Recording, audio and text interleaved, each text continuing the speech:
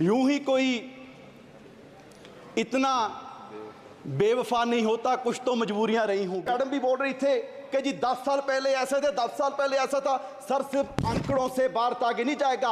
अगर पूरी दुनिया में भारत की पोजीशन देखनी है तो हैप्पीनेस इंडेक्स में हम 2016 में 118वें नंबर पर थे और अब 126वें नंबर पर चले गए। स्कूल में पढ़ता था तो दीवारों पे एक नारा लिखा रहता था, हम दो हमारे दो। और पूरे देश के लोग जानते हैं कि पिछले 10 साल 2 साहब की सरकार चल रही थी। अब उन 2 साहब के कंधों पर और 2 लोग बैठ गए हैं और वो पुराना नारा पूरी तरह फिट हो गया कि हम दो हमारे दो। सभापति जी, चलो ये तो पुराना नारा है, एक नया नारा इस सरकार का, सबका साथ सबका विकास।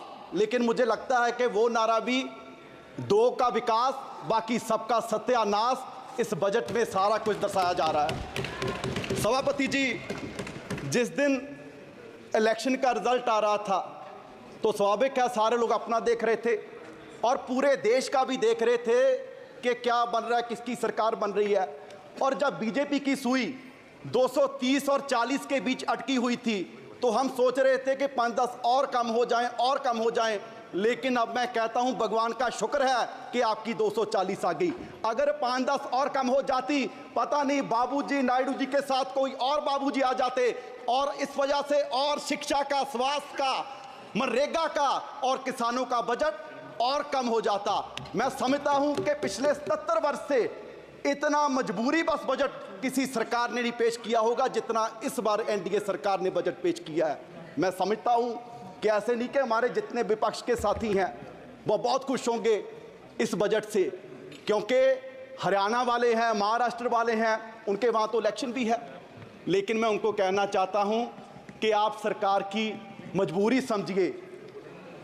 यूं ही कोई इतना बेवफा नहीं होता, कुछ तो मजबूरियां रही होंगी और मजबूरी सिर्फ यही है कि वो सत्ता वाली कुर्सी बचानी है और उसके लिए कुछ भी करना पड़ जाए।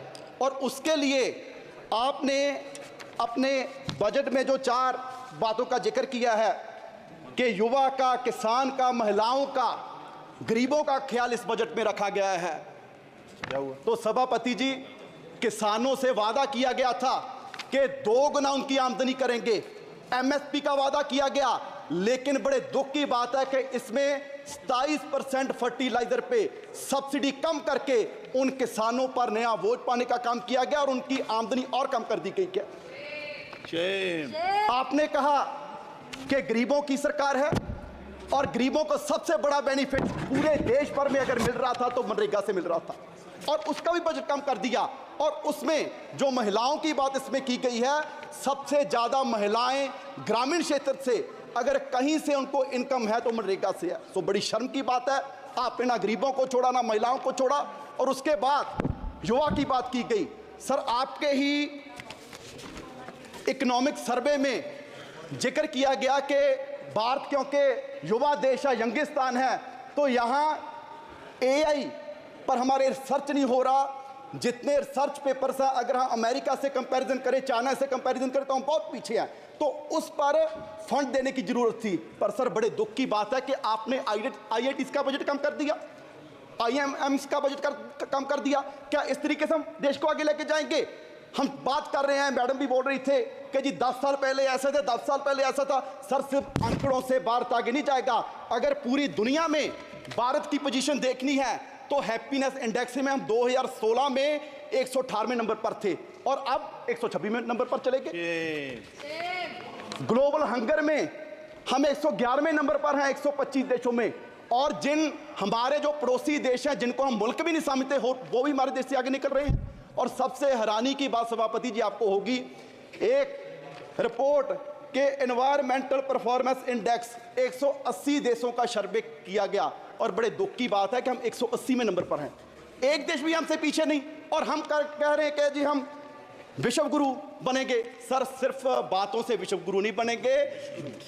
पूरे देश के हालात ये हैं कि 140 करोड़ की पॉपुलेशन में सिर्फ 4.25 करोड़ लोग हैं जिनकी सैलरी, जिनकी कमाई महीने की 25,000 से ज़्यादा है, आप सोचिए जिनकी 25,000 से महीने की सैलरी कम है, क्या वो किस तरह का कोई सम्मानजनक जीवन वो व्यतीत कर रहे होंगे।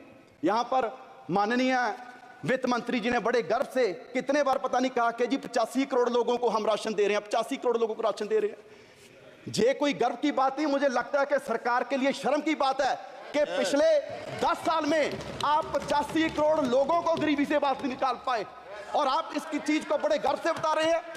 बैजा बैजा बैजा ओ बैजा ओ बैजा बैजा। और सर बैजा, ऐसे देश आगे नहीं बढ़ेगा। और सर अगर मैं लास्ट में अपने क्षेत्र पंजाब की बात करूं, क्योंकि सर वैसे तो किसी प्रदेश का ध्यान नहीं रखा गया, अगर मैं पंजाब की बात करूं सर, फ्लड्स के लिए बजट आपने लॉट किया।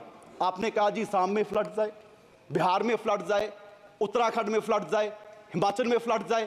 क्या सर पंजाब देश का हिस्सा नहीं है? जो बारिश उत्तराखंड में हुई, हिमाचल में हुई, क्या वो पहाड़ों में रुक जाएगी? वो सारी बारिश का पानी पंजाब में आया और 1680 करोड़ का नुकसान पंजाब का हुआ।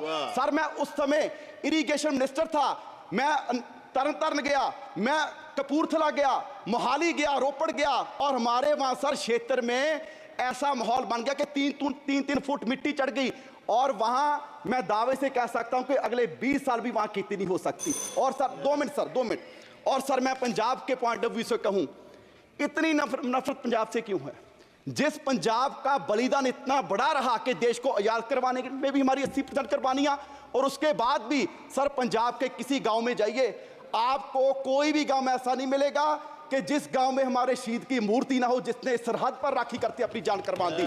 आज भी कोई दिन नहीं होगा कि तिरंगे में लिपटी लाश हमारे नौजवानों की हमारे गांव में, हमारे पंजाब में ना आती हो, और उसका आप जिक्र तक नहीं करते। जिस बात के लिए आप कह रहे हैं कि जी देश आत्मनिर्भर हो गया, आत्मनिर्भर हो गया, आत्मनिर्भर करने में भी सबसे बड़ा योगदान हमारे किसानों का है। और वो कोई ऐसे नहीं हुआ हमें मूल्य उतारना पड़ा, हमें अपना पानी बर्बाद कर लिया, हमें अपनी धरती बर्बाद कर ली। और पंजाब से कैंसर एक्सप्रेस ट्रेन जाती है सर राजस्थान, वो इसलिए जाती है क्योंकि देश का पेट भरने का काम पंजाब कर रहा है। और आप उसके लिए हमें दे क्या रहे हैं? हमारी झांकियां तक